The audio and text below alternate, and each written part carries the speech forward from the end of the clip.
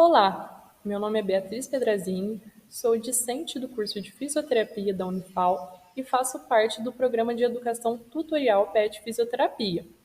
E é por meio dele que hoje venho apresentar o 28º ciclo de seminários PET Fisioterapia. E irei falar sobre o tema Fisioterapia na criança com asma, durante e após a crise.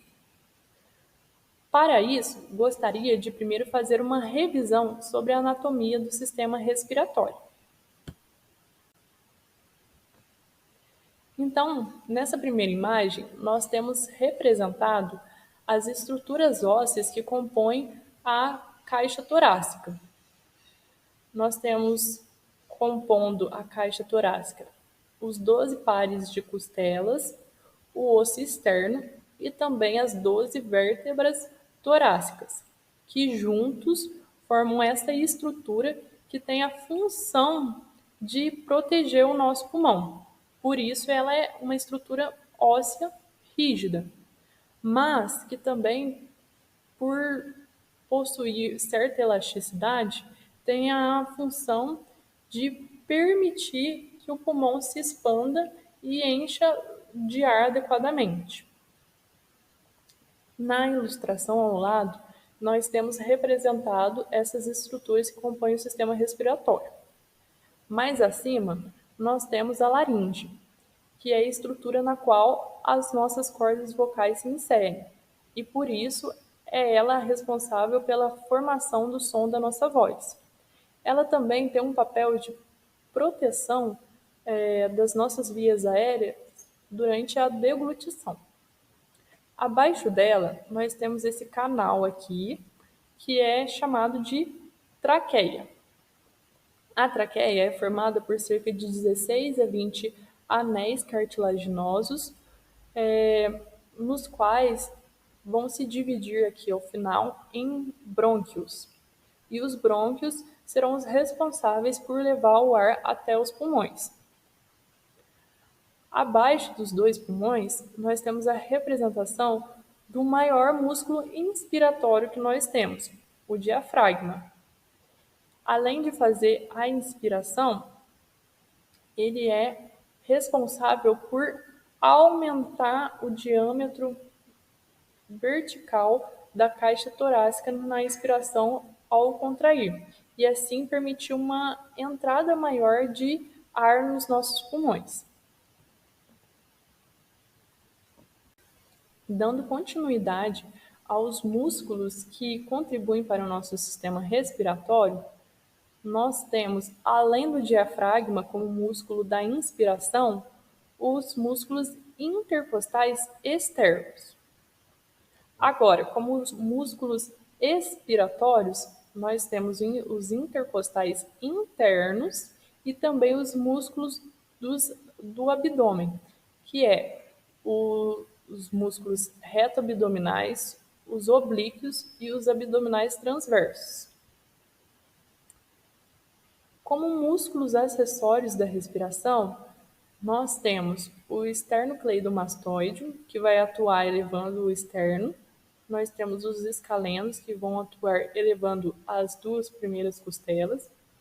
E nós teremos o serrátil anterior, que vai atuar elevando as demais costelas. E nessa próxima imagem, nós temos a representação das estruturas que compõem a via aérea, ou seja, o caminho que o ar irá fazer. O ar, quando ele entra pelo nosso nariz, ele vai passar pela nossa cavidade nasal e então ir para a faringe. Se o ar entrar pela nossa boca, ele vai ser encaminhado direto para a faringe. E então, da faringe, ele vai fazer o seguinte caminho. Vai passar pela laringe, pela traqueia, da traqueia para os brônquios, dos brônquios para os bronquíolos. O bronquíolo terminal, então o bronquíolo respiratório, até chegar nos sacos alveolares, que são a estrutura que abriga vários alvéolos. E os alvéolos são a menor unidade funcional do pulmão. É ali que vai ocorrer a troca gasosa, ou seja, ali serão liberados dióxido de carbono e será absorvido o oxigênio que nós precisamos. E é nesse caminho que o ar faz que vai ocorrer a limitação do fluxo aéreo.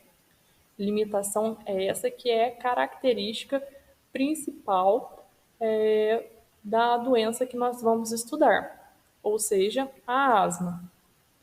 Mas, para falar de asma, primeiro precisamos conceituá-lo.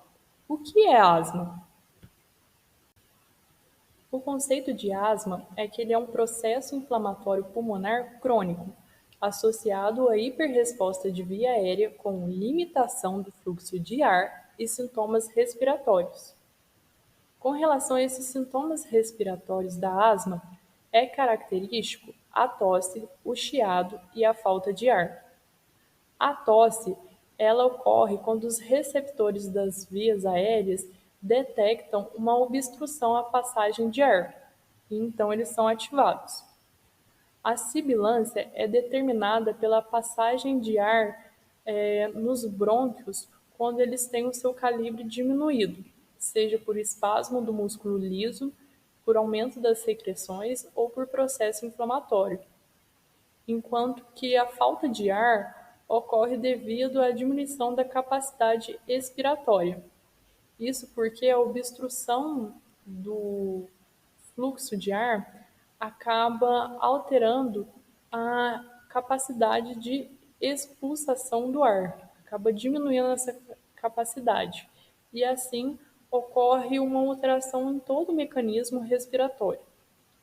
E com relação à limitação do fluxo de ar citado no conceito de asma, nós devemos apresentar quais causas desencadeiam essa limitação. E nessa imagem nós temos bem representado as causas dessa limitação do fluxo de ar. Podemos citar o broncoespasmo agudo, que é o espasmo muscular estreitando as vias aéreas, que nós podemos ver a diferença aqui da imagem com representando a asma aguda em relação à imagem representando a via aérea normal. Também podemos citar o edema da parede brônquica, que desse lado, representando a asma aguda, está bem mais edemaciado, e também a formação e a inflamação do tampão mucoso. E secundário a esse processo inflamatório, nós teremos a hiperresponsividade brônquica, que é uma resposta broncoconstritora exagerada a estímulos que normalmente não causariam essa resposta. E essa resposta também irá depender de fatores genéticos, mas que associado a outros fatores como a atopia, podem desencadear uma resposta mais potencializada. E com relação à fisiopatologia da asma, nós temos que ter noção de que a via aérea da pessoa asmática é muito mais sensível do que a via aérea normal. Então, ela é facilmente irritada pelos chamados gatilhos. Esses gatilhos comuns incluem o uso de medicamentos, exercícios físicos, o estresse, infecções respiratórias e também alergia. Quando esse gatilho é alergia, por exemplo, ao a pessoa ser exposta a esse alérgeno ambiental inofensivo, ele penetra a membrana das mucosas e vai acabar entrando em contato e ativando a imunoglobulina E, que por sua vez, ao ser ativada, irá desencadear uma cascata de reações inflamatórias que, por sua vez, irão ativar células inflamatórias. E essas células irão causar hiperresponsividade brônquica, que seria o estreitamento agudo dos brônquios, mas transitório. E com relação aos tipos de resposta asmática, nós temos dois tipos, a resposta imediata e a resposta tardia. A resposta imediata vai ocorrer minutos após a exposição ao alérgeno e vai ter o seu pico de ação cerca de 15 minutos depois. mas seus sintomas podem durar de 1 a 2 horas. Ela tem como característica uma progressão muito rápida e também o fato de afetar vias de calibre maior, devido ao espasmo do músculo liso brônquico. Ela apresenta esse tipo de resposta em cerca de 35% dos casos. A resposta tardia, por sua vez, inicia cerca de 2 a 4 horas depois da exposição ao alérgeno. Seus sintomas duram de 5 a 12 horas, mas também podem durar por dias. Tem como característica afetar vias de calibre menor e ter uma progressão mais lenta. E esse tipo de resposta se apresenta em cerca de 25% dos casos. E com relação à classificação da asma, nós podemos classificá-lo em asma leve, moderada e grave. A asma leve, ela se apresenta até 2 vezes na semana, apresenta sintomas de curta duração e ela é muito bem resolvida com a ação dos broncodilatadores e não vai interferir nas atividades de vida diária da pessoa. A asma moderada, por sua vez, ela apresenta sintomas mais do que 2 vezes na semana, e a duração da crise é superior a um dia no mês. São utilizados broncodilatadores para o alívio dos sintomas, e essa asma interfere na vida diária da pessoa.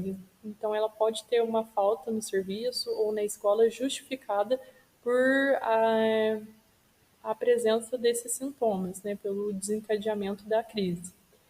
E também essa asma vai afetar a qualidade do sono dessa pessoa, porque ela apresenta muitos sintomas durante a noite. Com relação à asma grave, os seus sintomas são contínuos. E a pessoa, quando ela está na crise, ela apresenta risco de vida. Por isso é essencial que ela procure por atendimento médico quando ela estiver na crise, onde será administrado corticosteroides sistêmicos. E essa asma acaba interferindo muito na vida dessa pessoa, impedindo ela de realizar atividades do trabalho e escolares recorrentemente. Com relação à avaliação do paciente asmático, é interessante que seja feita uma anamnese muito detalhada para que seja buscado o histórico desse paciente, dos sintomas respiratórios que ele tem e também o histórico familiar dele, porque cerca de 80% dos casos de asma é atópica. Então, a partir dessa anamnese, é necessário que seja feito também testes de função pulmonar, no qual nós podemos citar a espirometria. E é interessante que a espirometria seja feita pré e pós ao uso de broncodilatadores, para que a gente veja se o uso do broncodilatador consegue reverter esse padrão obstrutivo. E se conseguir, é uma indicação de que seja asma, apesar da espirometria não ser um teste específico para essa doença. Além disso, é necessário citar que a espirometria só deve ser feita para crianças a partir de 5 anos de idade. E outro teste que também dá para ser feito com crianças é o teste de caminhada de 6 minutos, no qual vai medir a capacidade funcional da criança. E agora, para falar sobre o tratamento da asma infantil, nós devemos saber quais são os nossos objetivos com o tratamento. E eles devem ser a diminuição do impacto negativo da asma e também a prevenção de recorrências. E com relação ao tratamento da asma na crise, é característica da asma aguda, broncoespasmo grave, inflamação das vias aéreas, obstrução de muco e incompatibilidade da ventilação com a perfusão. Por isso, o tratamento da asma aguda deve ser baseado nos seguintes tópicos: reversão rápida dessa obstrução das vias aéreas, que será feito com o uso de broncodilatadores e medicamentos anti-inflamatórios, a correção da hipóxia na asma aguda, que será revertida através da oferta de oxigênio e a prevenção de recaídas. É válido ressaltar que o tratamento farmacológico sempre estará incluído no tratamento do paciente asmático, pois esses medicamentos terão o objetivo de reduzir o processo inflamatório das vias aéreas e evitar a broncoconstrição. Visto isso, nós temos os seguintes tipos de medicamentos: os broncodilatadores, que são agonistas dos receptores beta-2 adrenérgicos do músculo liso brônquico, com ação rápida. Aí nós temos como exemplo o salbutamol, a terbutalina, o tulobuterol, e também derivados como salmeterol e formoterol, que agem mais lentamente. Outro tipo de medicamentos são os medicamentos preventivos, que são medicamentos que incluem cromonas que impedirão que os mastócitos liberem seus mediadores. E ainda, quando a asma é alérgica, nós teremos a atuação de medicamentos que agirão como uma imunoterapia para esse paciente. E para ilustrar o que nós temos de mais atual de tratamento para crianças com asma, eu trouxe esse quadro, que é um quadro elaborado pela GINA, que é a Iniciativa Global para a Asma, que é uma organização voltada para o estudo da asma e que se atualiza anualmente sobre os tratamentos e os demais assuntos relacionados com a asma. Então, esse quadro ele fala sobre o tratamento inicial preferido para crianças com asma, de acordo com os sintomas que elas apresentam e com a frequência. E para você ter acesso a essa tabela, você pode escanear esse QR Code, que além da tabela você vai ter acesso ao documento com a última atualização da DINA do ano de 2024. E ainda com relação ao tratamento na crise, deve-se ter o conhecimento de quais são os cuidados que os pais devem tomar em casa com essa criança. Então, os pais devem ter acesso ao inalador beta-2 agonista de curta duração, que será administrado cerca de 2 a 4 sopros de salbutamol por meio do inalador dosimetrado com espaçador. A criança deve ser reavaliada cerca de 15 a 20 minutos depois. E caso ela não tenha melhora desses sintomas, deve ser repetido a dose. E depois de 2 ou 3 doses, os pais vendo que a criança não melhorou, eles devem procurar por ajuda médica. E o tratamento na crise, mas em uma clínica ambulatorial, também vai seguir da mesma forma, com o uso de salbutamol por meio de inaladores dosimetrados, com uso de espaçador nas crianças, mas a dose vai ser um pouco maior, de 4 a 8 sopros. Serão repetidas 3 doses, em intervalo de 20 minutos, e a criança vai ser observada. Se ela apresentar um caso de hipóxia, pode ser administrado oxigênio e o medicamento através do uso de um nebulizador. As crianças, se elas estiverem em uma exacerbação grave de asma, o SABA será administrado, mas também será requerido uma transferência para um hospital. Na criança com asma, nós buscamos o que tem de mais atual e com embasamento científico para montar esse tratamento. Então, nós temos esse artigo, essa revisão sistemática, na verdade, e meta-análise, com o tema Efeitos da fisioterapia na função pulmonar em crianças com asma, no qual vai afirmar que o tratamento fisioterapêutico ideal para criança asmática é um tratamento baseado em 3 fatores, que seria o tratamento respiratório, o tratamento físico e o tratamento muscular inspiratório.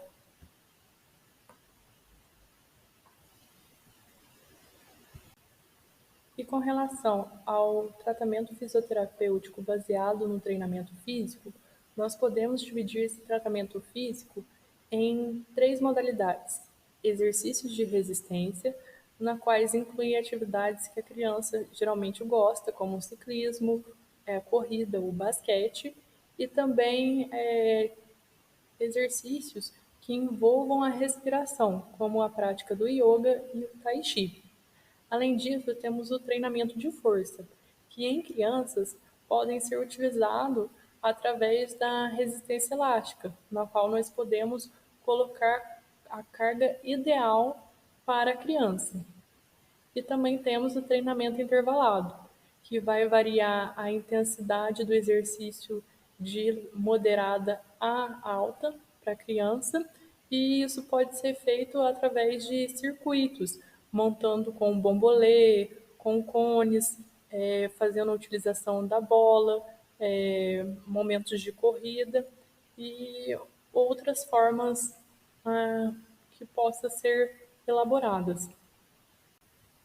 Bom, e com relação aos exercícios respiratórios, eles têm um objetivo de adaptar os pacientes asmáticos a um padrão respiratório apropriado, com uma expiração mais longa e uma frequência respiratória mais baixa. Nesse sentido, essa revisão sistemática, na qual nós baseamos o nosso tratamento, traz duas formas de trabalhar essa respiração. O método Papworth, que é um protocolo criado pelo hospital que possui esse mesmo nome, na qual consiste em uma técnica de respiração diafragmática que visa promover o relaxamento da pessoa. E ainda a técnica de respiração buteico, que tem como objetivo reduzir a profundidade e a frequência respiratória. Mas trazendo para a nossa realidade, como exercícios que vão atuar na respiração da nossa paciente, da nossa criança, nós podemos indicar para ela a prática do Pilates e também o método que está se tornando muito comum no Brasil, que é um método de reequilíbrio tóraco-abdominal, o RTA. Bom, e com relação ao treino muscular inspiratório, nós temos mais essa revisão sistemática e meta-análise de rede com o título Reabilitação por Exercício na Asma Pediátrica, que reafirma a importância desse tipo de fisioterapia. E para utilizar desse treino, nós podemos fazer o uso de equipamentos como dispositivos de resistência lineares, que nós podemos citar o uso do Tricholt, dispositivos de resistência variável, como o Power Brief, e também realizar exercícios de respiração sem nenhum tipo de equipamento, como a respiração com os lábios franzidos.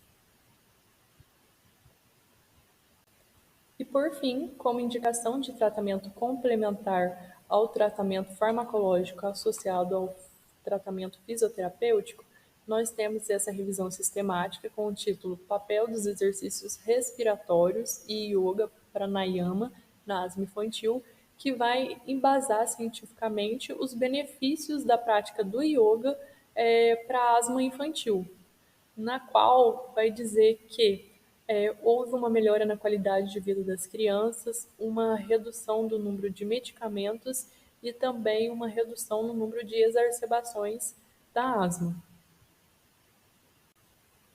Estas são as referências utilizadas.